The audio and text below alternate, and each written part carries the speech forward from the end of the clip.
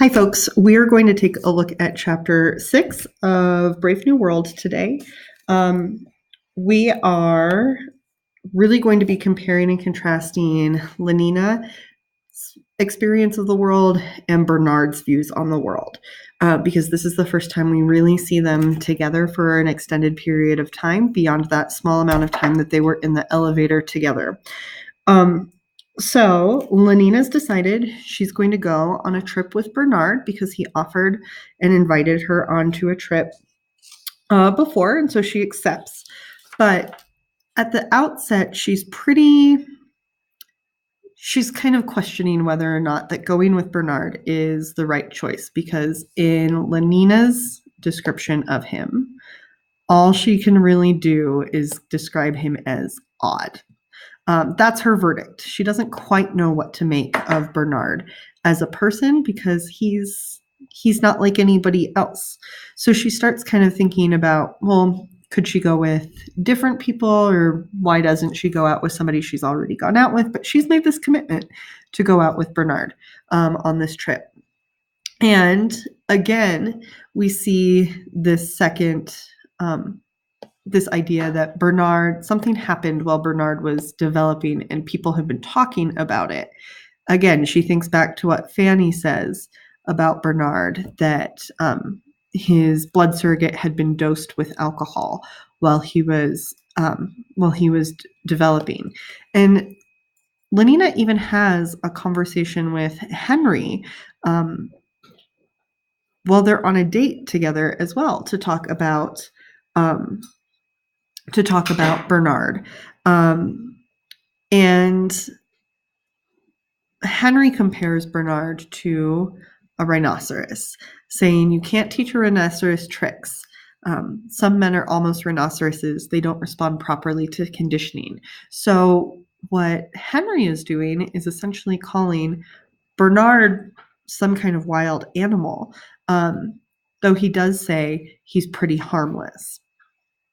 But despite his harmlessness, something still kind of sets Lenina on edge about Bernard.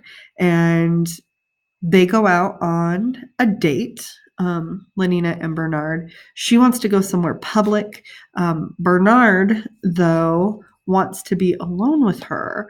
And the reason he wants to be alone with her is to talk that night.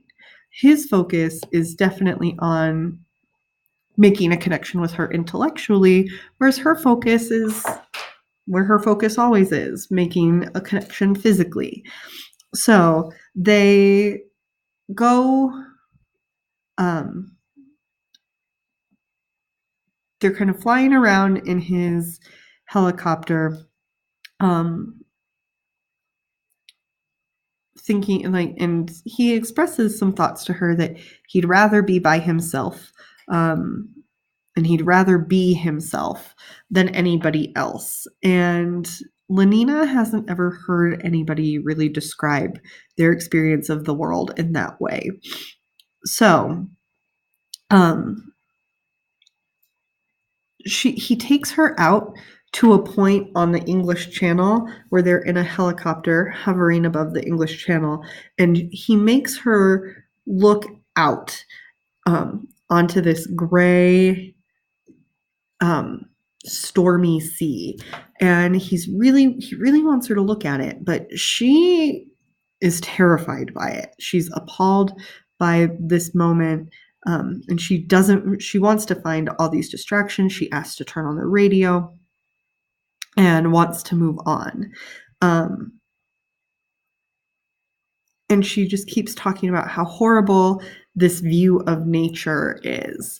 But Bernard says this view of nature, it makes him feel as though he was more himself. So we get these two people kind of on opposite sides of the spectrum. Lenina, who's pretty ingrained in the world states culture, and Bernard, who seems like more of an outsider. And he even starts asking her, "Don't you wish you were free, Lenina?" And she responds, I don't know what you mean. I am free. And so we start to get this difference in understanding of what freedom means to these different characters. As we continue on,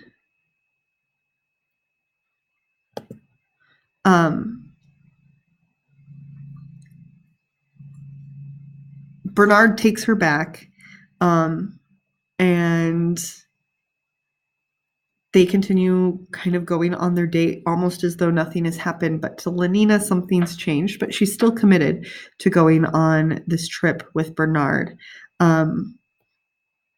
And she starts asking him for compliments on her physical appearance, and he really does not want to compliment her in that way.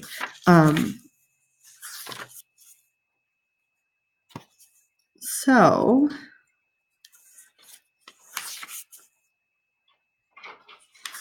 we see Lenina repeating a lot of these hypnopaedia kind of teachings for what this society values. And then we shift into a part 2.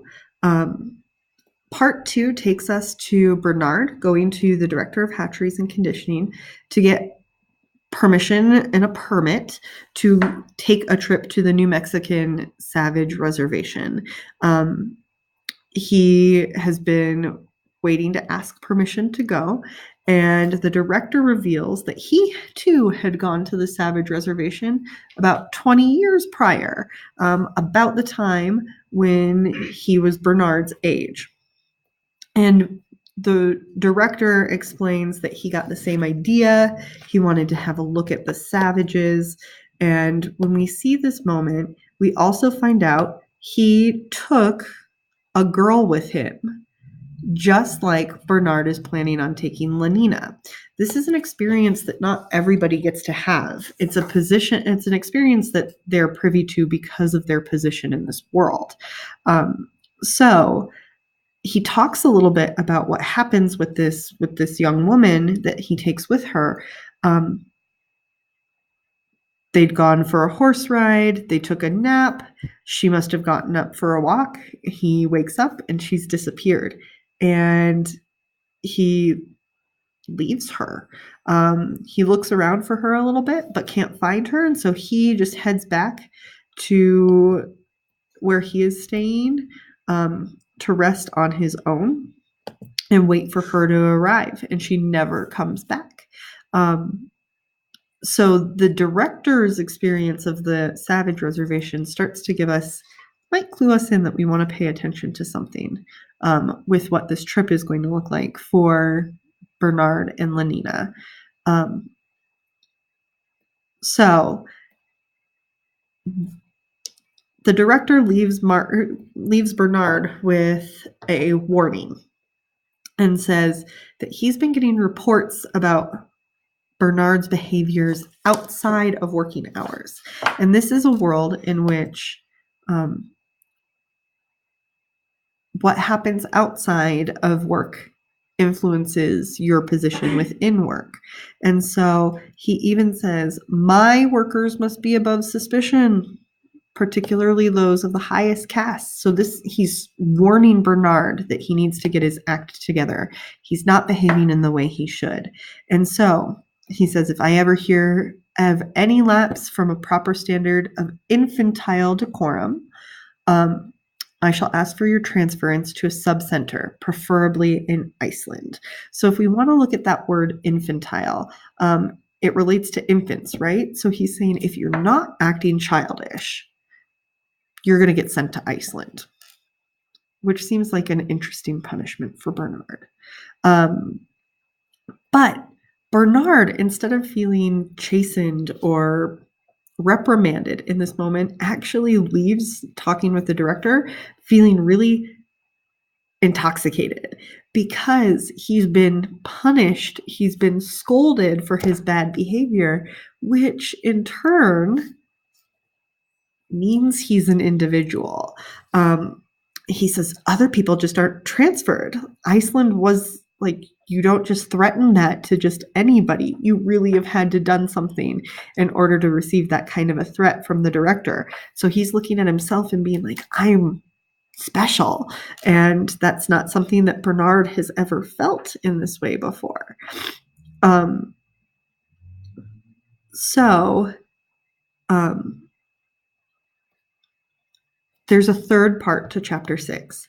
And this third part of chapter 6 is Lenina and Bernard off on their way to the New Mexican Savage Reservation and off to Santa Fe. So they it only takes them 6.5 hours via rocket to get from London to Santa Fe.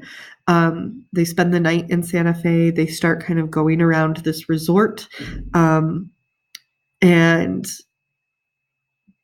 Bernard offers Lenina some warnings that life on the Savage Reservation is not what she's going to be used to, and they are going to behave differently, and uses that as an opportunity to start to warn her about what's going on. He does decide to give Helmholtz Watson a call while they're waiting, and we actually find out at that moment too that when he calls Helmholtz Watson, his transfer papers have been put in. He will be going to Iceland when he returns from Santa Fe. So he's facing a big difference in his life coming up, which when you have nothing to lose, what might you do? They start to look around this Savage Reservation. There are electrified fences all around. There's no escaping the Savage Reservation. So the people who live inside of it can't leave. And those who, we find out that there's something distinguishing about the people who are born and live on the Savage Reservation. If they're born on the Savage Reservation, they are still born. So we get this difference.